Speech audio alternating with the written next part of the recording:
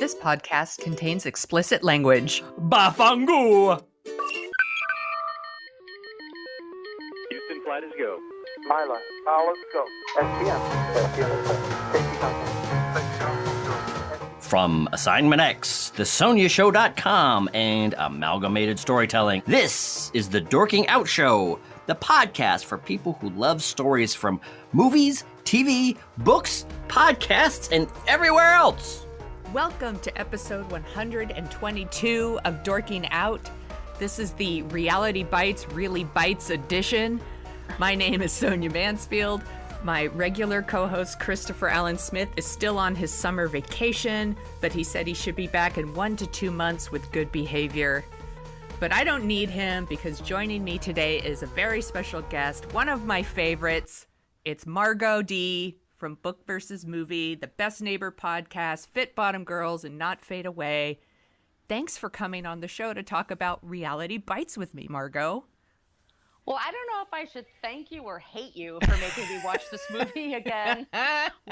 We talked about it, and we were wondering, because you and I are about the same age, like, we were in our 20s when this movie came out, like early 20s. So did this hold up? Did this not hold up? And oy vey, it's such a 90s movie. This movie was 93, right? Yes. So I'm 94, sorry. 94. I am like right at the age, when I saw this movie, I was right at the age where this movie should speak to me. Mm-hmm. Same here. So, yeah. Should we just jump right in? Yeah, I guess so. For people who don't, if people don't know what Reality Bites is, it's 1994, directed by Ben Stiller. It's written by Helen Childress. I don't know who she is. Childress, thank you. She didn't seem to have a lot of writing credits after this that I saw. It stars Winona Ryder, Ethan Hawke, Janine Garofalo, and Steve Zahn. And it's, one of those kind of St. Elmo's Fire-like. Like, they just graduated from college, and now they're in their freshman year of their life. And they're all white. And they're all all have a lot of problems. Apparently. Yeah. Problems, quote unquote. And this movie was supposed to be like for the Generation X people. Like, this was supposed to be like our movie. And it isn't. Or I hope it isn't. It is for like a certain slice of the population. I think they just took whenever they do like millennials and baby boomers and whatever, they're sort of assigned, and we're supposed to sort of understand underneath all that, we mean white people, suburban people. I mean, it tends to be. What happened though is in '92, there was a Cameron Crowe movie that came out called Singles, and that was supposed to appeal to Gen Xers and people, worshiping Seattle and all that stuff. And it actually didn't do very well. So it took them a while to get this one going. And the writer of the script, Helen Childress, she wrote this when she was 19 at USC. Feels like and then I know. And she wrote it and rewrote it over the next, she worked for Danny DeVito's Jersey Films for a while. Like, there are supposedly like 70 drafts, 70 of this script. They needed 71. I would say that, or that is part of the problem, because I like, what is this movie trying to be? Like, who are they trying to appeal to? And it used to, when they began it, supposedly, and I was telling you off the air, Uproxx a couple of years ago had a retrospective, and they talked to all the main players. And supposedly it was all about just these individual people and what their lives were like. And Ben Stiller, who's our director, this is his directorial debut, came in and says, you know what, let's just make it about Leilani, played by Winona Ryder, because Winona Ryder, by the way, was a huge movie star at the time. Yes. And by the way, how beautiful is she? I wrote a list of things I like and didn't like, and I wrote under things I liked. Like, I love Winona Ryder. I love her hair and her red lipstick, and she's so beautiful in this movie. She's adorable. There's some people I call, like, you could call a movie like, Brad Pitt's face, like 1995, like Winona Ryder's face, 1994. Even now, she's still a good-looking person, but that skin is so, peaches and cream. Like, she's so lovely and so lovely to look at. Every guy I was friends with in college was in love with Winona Ryder. Yes. Like, every single one. And she's from Petaluma, right? She's from Bay Area, yeah. So this was her. So they decided to make it a romance and just make it be that she has to just decide. When there's a romance, you got to decide between this one and that one. And so Ben Affleck made him younger and not as much of a creep. Ben I guess, Stiller. in the first version. Yeah, Ben Stiller. Yeah, made himself the lead, one of the leads, right, for the romance. Yeah. Originally, it was supposed to be this guy that was like 35 and sold Japanese toys or something stupid. That's so lame. And then Ethan Hawke, and then she's supposed to decide. It's binary choice. God forbid. She says, I don't want either one of you. Like, Yeah. I had my fun. I'm just going to live my life now. Oh my God, that No. would be a way better movie. Oh, it'll be so much better. I mean, she'd be actually learning something. But no, she has to make the choice. And I mean, at the time I thought, because I was young and stupid. I'm like, well, their passion is going to be so great because they've been so hot for each other for so long.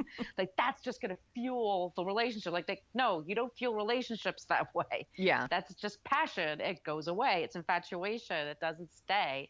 And so looking as an adult woman, I just roll my eyes like, oh, girl, what are you doing? Do you not own a mirror? You are beautiful. Yeah. You do not have to put up with any of this shenanigans. Ethan Hawke plays like the biggest asshole. I think he's such an asshole in this movie. And I remember this movie played at my movie theater, so I saw it a few times. I certainly saw the end a few times because you stand in the back and just wait for it to end so you could clean the theater. Yeah. And every time, I mean, even then, I was like, oh, she picked the wrong dude. Like, absolutely. She picked the wrong guy. Like, I actually like Ben Stiller's character. Like, he's a nice dude who's like trying to do the right thing for her. And Ethan Hawke's character, Troy, never does the right thing for her. He doesn't care. No. And the reason the movie made me so frustrated even then was the movie thinks she's made the right choice. Yes. But I was like, she didn't make the right choice. And I realized that it is the more realistic ending, right? That she's going to pick Troy. Because it's what we all do in our 20s. I mean, picking the wrong guy in my 20s, that was like my superpower. Like, I always picked the wrong guy when I was in my 20s. Well, how many women are like us? Like, we like projects. Yeah. And we look at a guy as if he's a project. Like, oh, all he needs to do is shampoo his hair and get a job. And have a little more confidence. If I gave him confidence, he could do this, this, and this. Yes. And then we wouldn't fight so much and blah, blah, blah. It's my job to make him feel less insecure, right. Which is such BS. Yeah. Once I fix this thing, everything's going to be perfect. And then I'm better. Yeah. And then it just moves on to the next. Once I fix this thing, everything's going to be and that's what Ethan Hawke represents. So yeah, it's the more realistic ending, but it's not satisfying. It's not satisfying. But like I said, the movie always bothered me because the movie thinks he's the right guy. I mean, he exposes himself as a self-centered, entitled, lazy creep. Yeah. Who demands that everyone treats him like he's Bob Dylan. The 90s. And he's done nothing to prove that he is. And, here's the thing about Bob Dylan. Bob Dylan worked his ass off to be Bob Dylan, Yeah, he's so entitled. So lazy and entitled. I love it when Ben Stiller's... Two of the things I love that Ben Stiller... I wrote on my I like this list was when Ben Stiller says, I'm sorry if I'm not Mr. Buddha sitting on a mountaintop like Troy. Or when he says... I've stepped over the line of sand and of coolness with you. Like, the way he talks to Troy makes me laugh. It's like the only thing I like in the movie. But even then, like, Troy kind of wins because Troy doesn't lose his cool with him. So even then, like, because this, okay, I'm going to go off a little bit on a tangent here. Yeah, this is something I hate about our generation. And I saw Star Wars in a movie theater. There's lots of things that I love about when I was born and the things I witnessed and stuff like that. But I feel like I'm kind of have a weird obsession with Woodstock, the 69 concert. Yeah. It was 3 days, filled with all kinds of people. If you ever seen the documentary Woodstock, it's like hours and hours, but it's fascinating. And I was fascinated with the fact that this is like 200,000 people in the rain, in the mud. There was no food. They had to build everything as they went along. 10% of the time, people are completely naked because they're hippies. Nobody got raped. Nobody got mugged. Nobody got in a fight. There was just none of that BS. They totally got along. They dealt with it the way they wanted to deal. They made lemons out of lemonade, had the fun old time. They enjoyed what they wanted to enjoy. They didn't care if they looked goofy dancing. They didn't care if they looked goofy in their clothes. They didn't care if they looked goofy naked. Like, they just did it to have fun. Our generation, we had to hate everything. You can never look like you were enjoying yourself because that's what's uncool. And here's this Troy just slothing around like, meh, I have a gig here. Oh, you're going to go work at the Gap. Like, Janine Garofalo, by the way, we're meant to like feel sorry for her because she, works at the Gap, which I worked retail. It's not the best, but at least she's working. Yeah. Here's the thing. I never felt bad for that character. I felt like she was the only one that was, I don't know, just doing what she wanted to do. Yeah. And she didn't give a fuck what people thought. She's like, I work at the Gap. I sleep with dudes and keep a list, and I listen to disco and wear cute dresses. I did write her cute dresses down on my list of things that I like about the movie. And her bangs. Like, if anything, like, her and the Steve Zahn character are, I guess, they're just being true to themselves and, like, having a good time and living their lives, but I guess that's what supporting roles should do. I wish we had spent more time with them. Steve Zahn's character in particular. Yeah. Like, there's this moment where she's filming her crappy documentary that I would never see. I wouldn't even watch that on Netflix. Like, no. It's all handheld and shaky and not interesting. And what they keep telling us she's really talented, but they never show us that she's really talented. No. But he comes out to like his mom and he gets kicked out and he's like, he just wants to be out and live his life and involve like the people that he cares about. And it's really sweet, but it's only like a second in the movie. Yeah. And I also loved it when he joins in on their dance party at the gas station.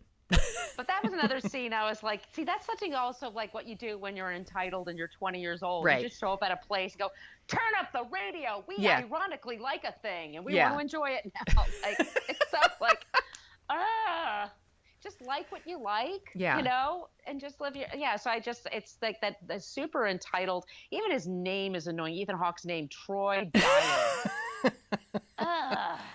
Also, nobody in the movie talks like someone our age. Right. Like, he references like Cool Hand Luke with the no one can eat 50 eggs. No one our age was talking about Cool Hand Luke.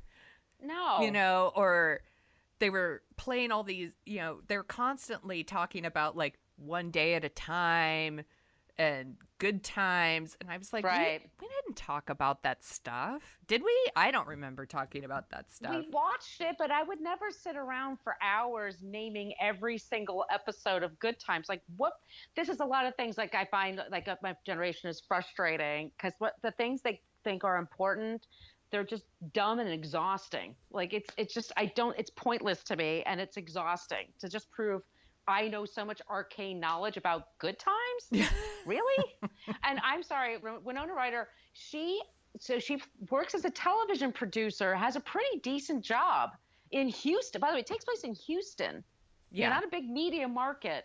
She's got the top popular morning show and the guy is a diva. And it's like, you and I talk off there about this, but like Alex Bennett at Live 105, he was a radio DJ and I knew him and I knew the show really well. And he could be a diva pain in the ass, but you know what? He was good at what he did. And you can learn from somebody when they're good at what they do. And this guy who's the John Mahoney. Yeah.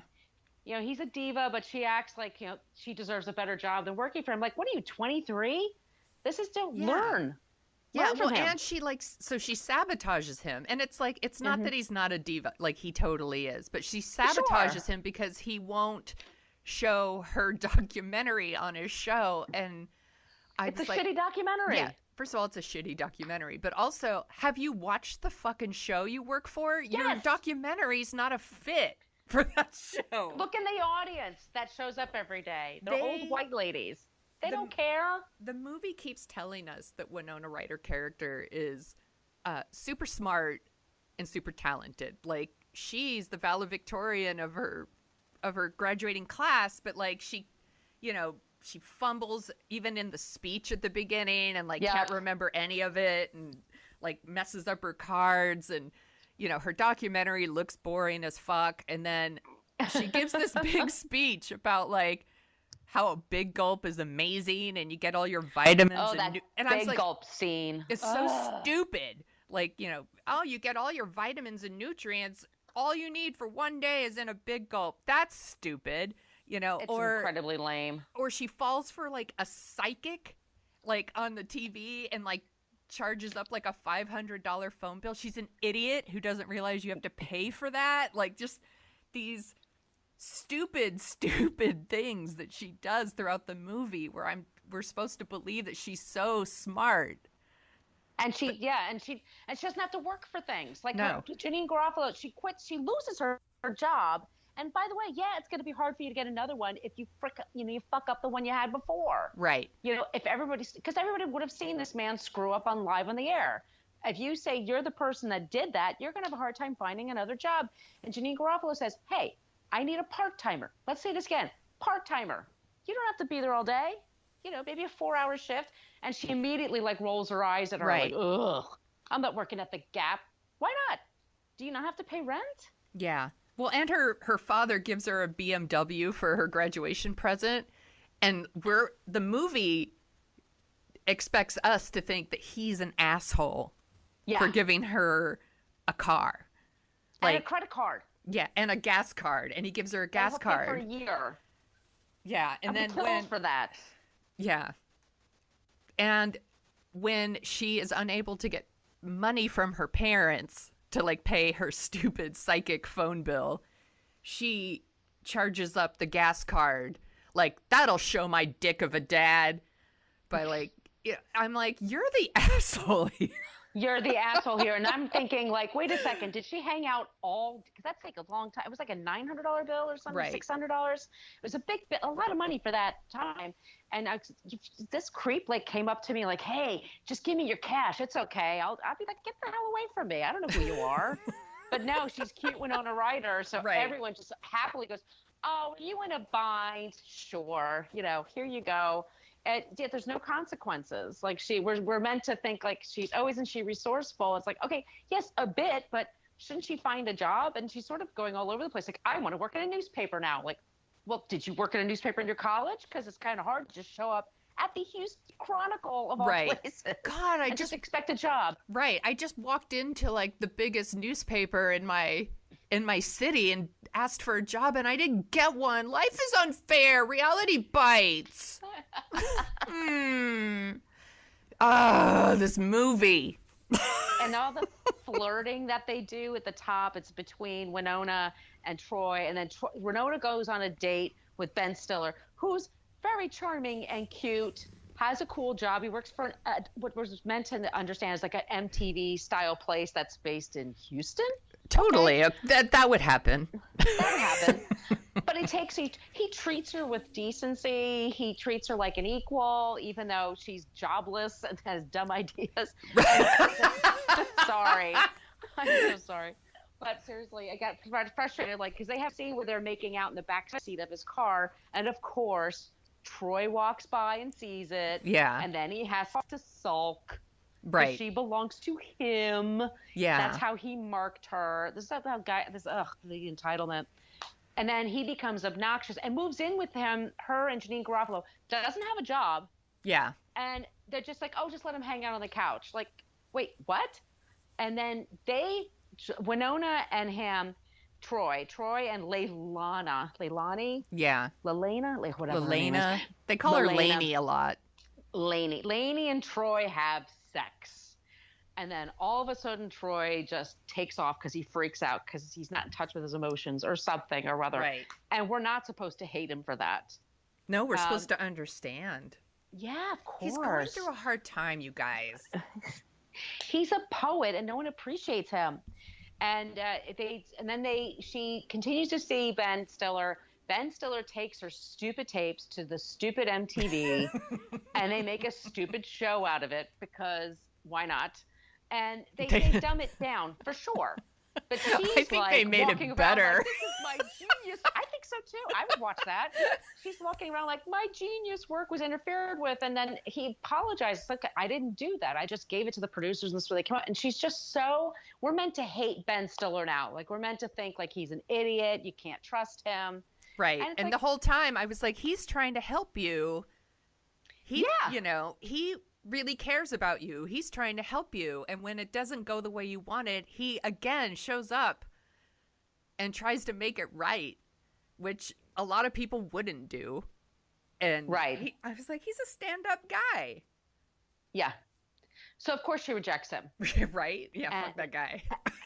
And there's a scene where Troy is playing a gig at a club, and everybody goes to the club. There's a lot of smoking in this movie. Mm-hmm, Everyone smokes a ton. And then I see the saddest credit on IMDb. It's a girl named Chelsea Lagos, and it's just called Troy Groupie. And he's playing some dumb songs, and then he plays a violent femme song and like sings it to Winona Ryder, and she runs out crying. And then, but they of course get together in the end. Yes. And that's, we're supposed to be happy about this. Maybe it's because they're both so awful that they're supposed to be together. Maybe if we like Ben Stiller's character so much, we shouldn't want him to be with Winona Ryder. I guess that's it. I was going back to my point about Woodstock. Like in 94, when this movie came out, that summer, I was traveling around Europe, and they had a Woodstock that year. And I remember watching it live. I think I was in Paris watching on TV, and like women were being groped. Yeah. And you could see like the massive fighting and just stage diving and just people being total assholes. I'm like, and I'm just watching. I'm like, I would never want to be around these people. This is my generation. And like we suck. We suck. I really do. I was like, ugh, this is hopeless. But yeah, this is like this whole thing of just like these self-centered people who sabotage their lives. They really do. And the parents are meant to look stupid. We're supposed to think they're dumb. And they seem like nice people. Yeah. I was just so frustrated watching this movie again. I hadn't seen it in a really long time. And they're just so unbearable. I'm like, you can't see, I'm like rubbing my temples. I'm like just thinking about them. I'm like, oh, they're just so unbearable and so unlikable. And I kept going back to like the Troy's such an asshole and how no one in the movie, like there's very rarely any real moments in this movie. Like no one behaves like an actual human being. It's mainly they act like movie characters furthering the script along. And like there's a point where they were like, Troy, aren't you excited? And he says, I'm bursting with fruit flavor. Who talks like that? Nobody talks like that. And like I wrote this down too because I thought it was the stupidest thing, and I think we're supposed to think it's really funny. Like she asked Michael about religion, and he says he's a non-practicing Jew, and then she says, I'm a non-practicing virgin. What does that mean? What is that? Is virginity a religion? Once again, you are not smart, Winona Ryder. Like but they keep telling us you are. They had the scene where she's going on a date and she's wearing, a cute 90s dress, had little eyelets on it and stuff like that. And Ethan Hawke has to be a dick and say she looks like a doily. And we're all supposed to laugh at her. Yeah. And I'm like, I think she looks cute. And she's so happy in it. Yeah. And he shits all over it because he's an asshole. Because she's not going on a date with him. Right. And he can't take her anywhere because he doesn't have a job. Yeah. So, dude couldn't even keep a job at a newsstand. He's got no game. No game. No game at all. And at one point he says to her, like, I'm the only real thing you have. Ugh. Shut up. Shut up. And they make a Janine Garofalo, like, have her worried about an AIDS test and like all the hanger. You know, we know she's not going to have AIDS. Right. She's not going to have HIV. What's the point of that? Can It's you so imagine dumb. if she did? Oh, Like, yeah. reality People love really that bites part. you guys. Turns out I have AIDS. Which is Wah that'd be like wah, that and then they just move, character. and then they just move on to like Yeah. back to the love triangle. They just mentioned Melrose Place. Like, that's not going to date this movie at all. The movie's It's just. yeah, it's so dated. Did you see the scene where she's going on job interviews and one of the places she goes is Andy Dick? Yes. And he's playing a total creep, and like we realize now he is a total creep, so He's it just- makes it even It's worse. actual footage. Yes, exactly. Yeah, there's a bunch of cameos in it. Like he's in it. That lead singer of Soul Asylum that Winona Ryder was dating at the time is in it. Who needs a bath? Yeah. Oh God. Almost so gross. almost every dude in this movie needs a bath except for Steve Zahn and Ben Stiller. Yeah, they need to wash their damn hair. I can smell them. They smell like cigarettes and sweat. I know exactly how these guys smell. I've been around them. Yeah. Yeah, they're it's ridiculous. I knew so many guys like Ethan Hawke in college. Like usually philosophy majors, just so self-important. Yeah, They really, still are. Yeah, they are. They're the guys that, I'm going to be political, but they're the guys that just like when the election happened in 2016, like, look, you live in a blue state, so don't worry about go for that. Like they're lecturing everybody around Right. them, like how to behave and what to do. Like, I think I can do this on my own. Yeah, I got it. Yeah, got it. Yeah, I know how to vote, asshole. Thanks. Thank you. Oh, the way I have to wrote this down. Winona Ryder, that whole scene where she's like watching TV all day. Yeah.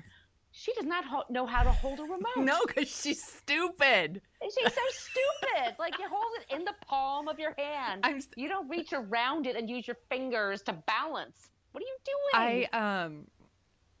I'm like, I don't know if it's very cool of me to keep talking about how stupid she is, but she's so stupid in this movie. Like, not just like, oh, she makes poor romantic decisions, because who doesn't? She's stupid. Yeah. Like, she doesn't even know who Peter Frampton is. She doesn't know Peter Frampton. She doesn't understand that this is a very 90s thing, too, but calling a 1-900 number is going to jack up your phone bill. Right. You know, she's in such the abyss. The one thing I like is like, you're in the bell jar. Like, that's, you know, something I can kind of get. But, like, yeah, she's so in there. And then immediately she does the gas station thing. And then we're immediately supposed to think, all right, she's got her head clear now. And then she goes right for Troy. Yes. Like, it's so frustrating. I'm trying to think what I liked. I think the soundtrack is really good. Yeah, I I wrote the soundtrack down as something that I liked. And the cinematography, like, it looks beautiful. Right. Ben Stiller's a Everybody good looks director. This, like, He is. the things that are wrong with this movie are not the fault of Ben Stiller. No, and it's not the fault of the actors. They're just, I want to say that clearly, like, because I keep saying Winona Ryder, and it's like not her fault. She's just acting a part. It's just like with the writing and the direction they're given, like the story itself is betraying these people. Yeah. You know, they're not filled with realistic characters, even though it's supposed to be about reality. Right. It's not, it doesn't feel real. I don't connect with anybody really. No. I don't think there's anybody there that I really, you know, I feel like, oh, I know that person. Yeah. I don't know. I like all of these actors in other things. Yes. I just don't like any of them in this. They're not people I would want to hang out with. If I was at a party and I ran into these people, I would move to another place in the apartment to talk to other people right away. Because I'm just going to be like, oh, they're just going to get on my nerves. Hey, do you want to sit around and smoke a joint and talk about plot points from One Day at a Time? Oh, boy, do I. Oh, my beer's not empty. appointment. I would chug my beer and say my beer's empty and leave the room, and then I gotta go to the bathroom. and then climb out the window and Yeah. They're completely ridiculous. I was trying to think what else. Yeah, I think the cinematography, I think it looks beautiful. I think the people look beautiful in it. Oh, I have this whole thing that over and over again they're talking about this is our generation too. Like they really like our parents got divorced, so we're just a total mess. And some people should get divorced. It's actually, Right. It doesn't have to ruin your life. It doesn't for everybody, but that's like another thing that they blame adults on. Right. Everything's the adult's fault. It's not ours. Right. That guy fired me. Yeah. My dad bought me a BMW and he won't give me any money. He gave me this gas card though. What an asshole. Yeah. Ugh. This movie. I did like this movie. I liked the scene where she was going on the date and she was bleaching her upper lip. Like for a second. I liked that. That was a good touch. Because I used to do that to my upper lip. And then my friend's son, who was like 10, looked at me in the sunshine. We were sitting out in the park, and he goes, "Oh my God, Mommy, Margo's got a mustache, and it's yellow." And I'm like, "Okay, we're going to start waxing this puppy." This is her story. These little insight into things that all women have to deal with that we don't really all talk about, which is facial hair. Facial hair. And we used to bleach the lip. That used to be a thing. It was 100% a thing. Yeah. And also like that. There were definite things in the movie where I was like, yes, I've totally done, like I've, gone to make coffee and there's no coffee filter and you use like paper towels or, things like that. Like I've definitely had, people who have lost their jobs and they come and they crash on your couch for a little while. They're not an asshole like Troy, but I've done those things. And, they're always drinking like Diet Coke or Diet, I think it's Diet Coke, but mine was Diet Pepsi, but everyone, that rang true to me too. Like I remember just drinking diet soda all day long. I need the energy. Yeah, exactly. I never thought to drink water. I thought like, oh no, I need to be caffeinated, because you and I, by the way, both worked and went to school at the same time. So we had to be up for hours and hours every day. So I think that's part of what fueled us. The smoking is annoying, but also you and I talked about this off the air, but the use of the R word. Yes, it was very all over the place. Yeah, that really upsets me. And I know that like people could chime in and say like, oh, well, you have to take into account the time it was made or whatever. But I think even at the time that word was not acceptable. It was meant to be mean. It wasn't a compliment. Yeah, right. Yeah. You were using it to hurt another person. So yeah, it's a word that every time I hear it, like it makes me cringe, and I don't like how they kind of throw it around a lot. Like the Ethan Hawke and Winona Ryder use it. Like the parents use it. It's not my favorite. No. And this is a movie that has Swoozie Kurtz. Yeah. Another person, and Joe Don Baker. I love them. And I love them too, but not in this movie. No, they're not given enough to do. It's just not a very good movie. It's very white. It's super white. What do you think? Keith David. What do people love about it? Do you think? What was when you read the Up Rocks article? What were they all responding to? Oh, it just did they love it's a love story for our time. I think they love the love. I honestly think they fetishize that time in college, and they think that was their true selves or something, and that you have to give up as you get older that part of yourself. I don't know.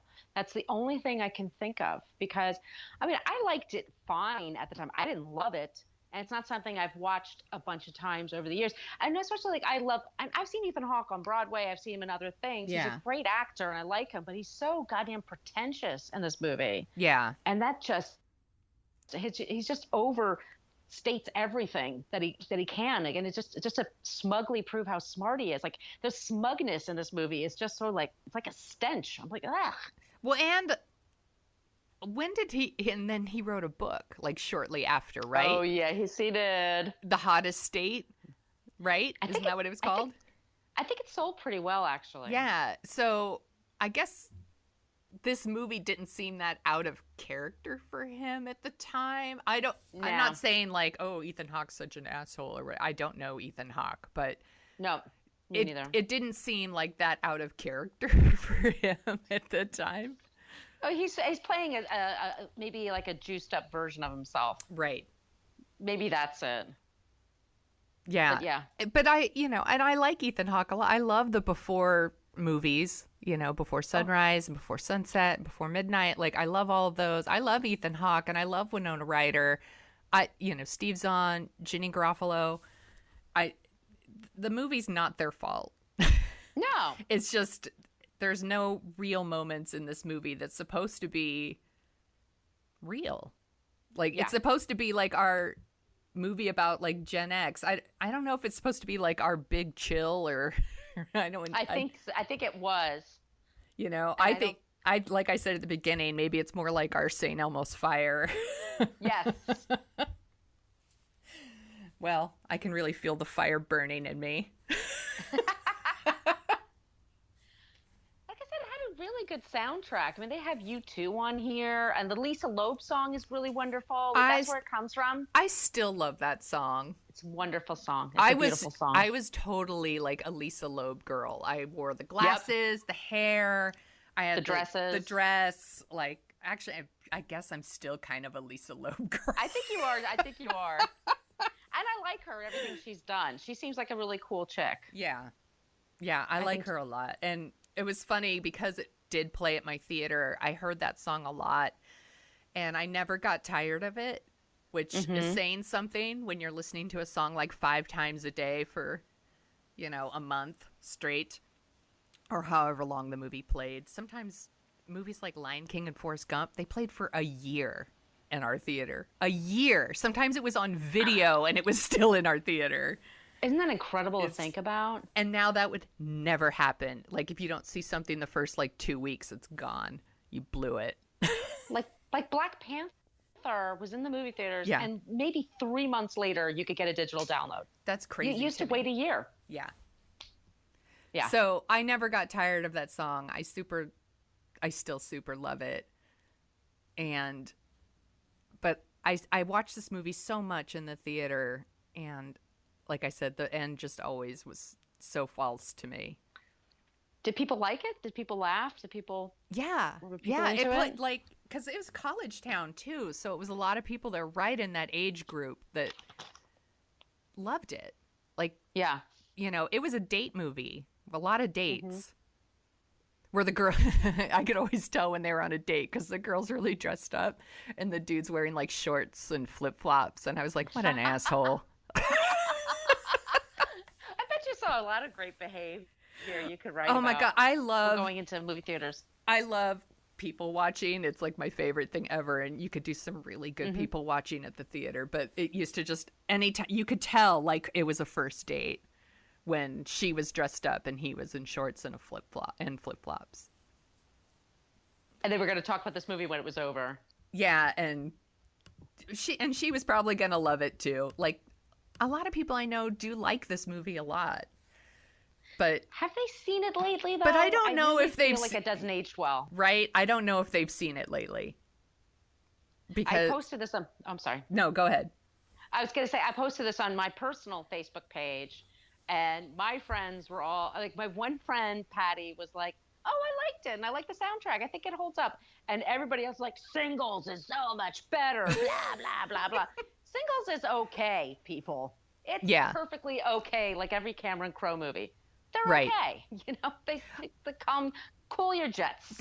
That's another one where the soundtrack was inescapable. Like, you couldn't go anywhere without the soundtrack. And I think that movie probably is flawed as well, but at least the characters were likable that I remember. Different characters. Yeah, different. Yeah, most people were likable. You're right. Like, they weren't stupid assholes. They were.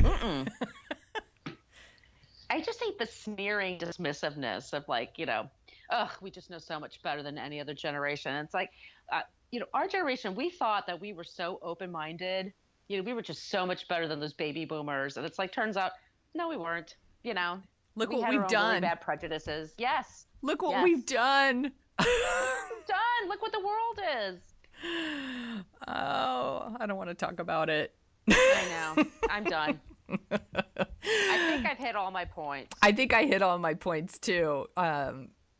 But this was super fun, and I'm glad that you came on to talk about it, because this is one of those movies that I carry it around with me, and when people say they like it, I'm like, but she picks the wrong guy at the end, and freak out, and I try not to go on huge rants. So this was actually really therapeutic for me.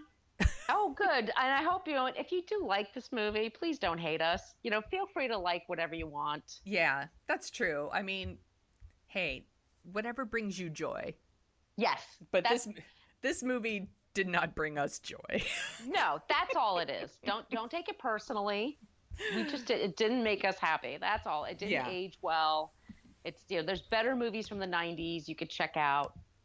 Like Before Sunrise. Check out that one. Yeah, that's a really good one. Watch that one. Watch that one. Or watch something else with Janine Garofalo and Steve Zahn.